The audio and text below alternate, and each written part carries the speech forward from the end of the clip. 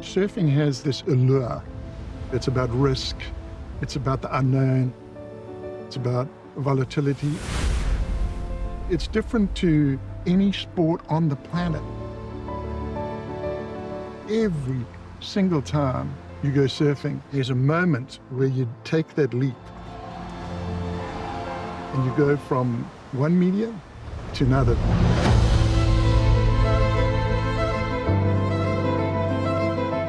From your heart racing to wondering if you're gonna make it, that whole experience has happened in like a matter of 10 seconds. Sometimes you just see that wall of water. It's so powerful. That wave that you're riding traveled thousands of miles. It's special energy, like the wave can choose you. It's way more than just a sport. It's an absolute love story between humans and Earth.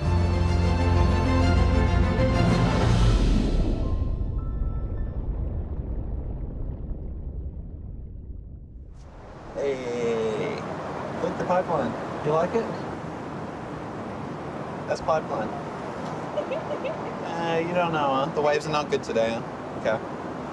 One day this'll be you, though. You'll be out there. Raising my family in the surf community, it's not in just one place. It's like the whole world where there's a coastline and where there's waves.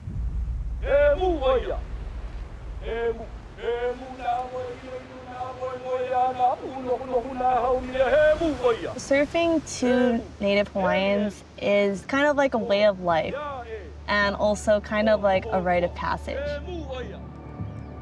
I look at surfing as this subcultural solar system, that there was this like Big Bang moment. No one really knows where and when someone stood up on a wave on a piece of wood, and then it became the sport of kings and queens. Surfing was part of the structure of the community in Hawaii. It was deep-rooted. So the North Shore became sort of the center of the surfing universe. Surfing becoming a professional sport in 1976, ultimately getting into the Olympics, been an amazing ride. The person that wins that gold medal at Chopu, if the surf is on, is going to be the greatest athlete of that Olympic Games.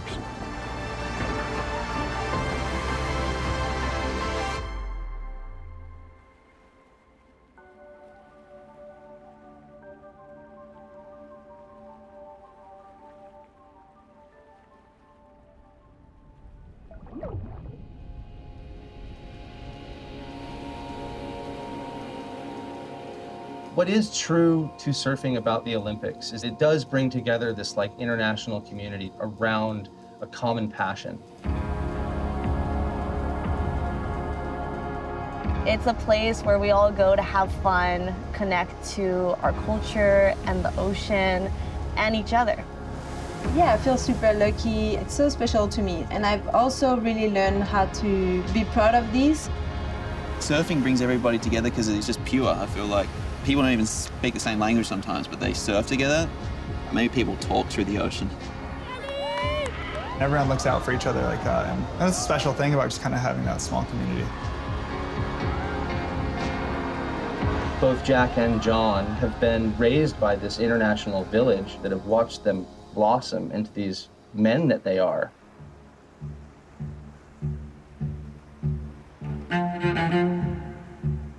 Over the past 20 years, high-performance surfing has become an almost acrobatic or gymnastic sport. What's beautiful about the surfing that someone like Jack Robinson or John Florence does is that it combines the classical styles of traditional surfing with modern, futuristic, aerial, full-power surfing. With both Jack Robinson and John Florence, they were raised as prodigies. As teenagers, they were on the covers of magazines and were being flown around the world with the best surfers on the planet.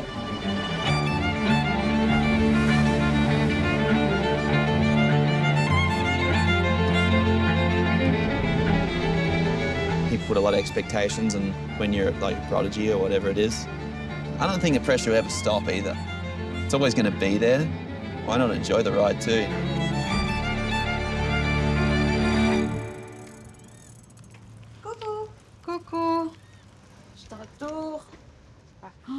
Ah, je regardais des photos. Trop mignon. Quand j'étais petite. And Mama was a super mama, taking us to all the competitions, all my friends. We had the smallest car, we took all the surfboards. But me, I don't like big waves. I am scared. I'm more scared than her. I never dreamed of the Olympics, but in my little notebooks, I would be writing, I want to be a professional surfer. The women were only just finding the precipice of what's possible for the way that we move with waves. There's a lot of young girls that are pushing the limits, especially in wave of consequences. For years, women didn't get to surf at Waves of Consequence on tour. They didn't get heats at Pipe and they didn't get heats in Tahiti. I feel lucky to go in that position with where the women surfing is right now. The future of women surfing is really bright. To see Joanne performing at the highest level, it sets this new bar for what it means to be a professional female surfer. Hard off the bottom, big hack there for the surfer that grew up in Reunion Island. Well, that's that board where you just can control it like that. You can go fast, slow, fast, slow. It's just, it's easier to move it around at that longer length. I think that's so important for out there too, to be able to control that speed. Over 60 years, you look at the evolution of surfboard design, and it's incredibly transformative. We've been doing a bit of board testing, just kind of locking in designs for the year. So being able to ride a smaller board in a bigger wave changed everything for me and how I looked at being able to do turns at higher speed. I think with the way surfing is judged today, there's a huge amount of creativity. Jack Robinson on the answer back here, pumps, pulls up on the rail, and Jack answers back. Surfing's judged on a 1 through 10 scale.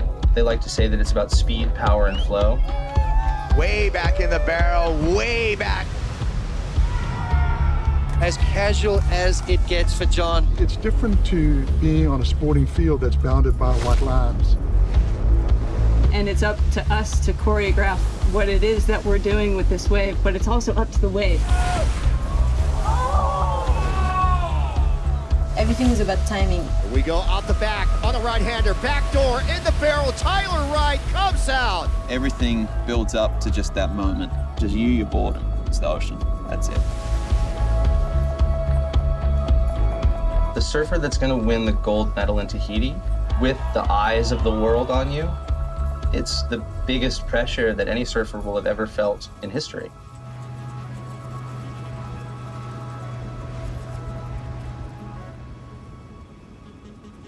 Tahiti's been a proving ground when it comes to waves of consequence, which is the measure by which a surfer is tested. When the best surfers in the world are at the most challenging waves in the world, you better believe that they're scared. But look at these absolute bombs coming through the lineup. Surfing Chopo is kind of unlike any other wave. I love it when Teopu just decides to say hello. You gotta want it. Take that drop with commitment. Power, mojo, force, fire. To see the world's best expressing themselves in the craziest waves ever is so cool. Being in the Olympics and being able to compete for an Olympic gold medal, to me, it's such a special thing. And the Olympics is just giving us that long-term vision. I'm carrying the flag on my shoulders, and there's the Olympics, but it's almost bigger than the Olympics. It's like a celebration of our sport.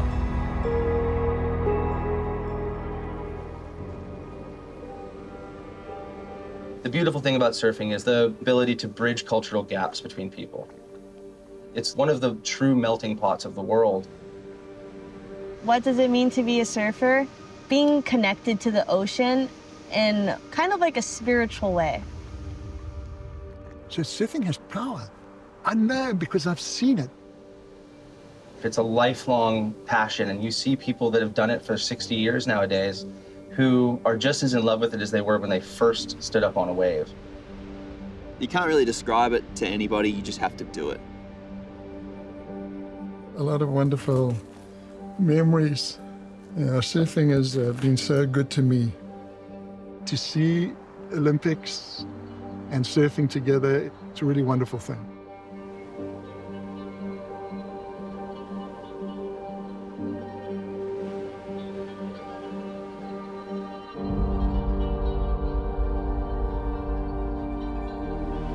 For as long as we've been in the water, wave sliding has been a way of life.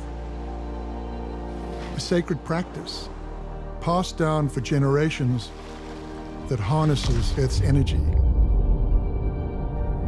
A culture that's not only survived, but gotten stronger.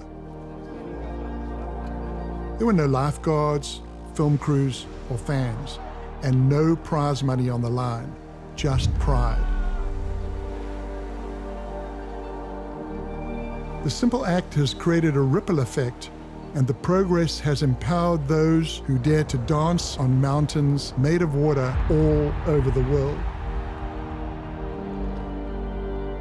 This summer, surfing's best will come back to where it all started, the proving grounds of the Polynesian South Pacific, and paddle out for glory, not just for themselves, but for their countries and those who came before them. Because in a way, we're still riding the same wave.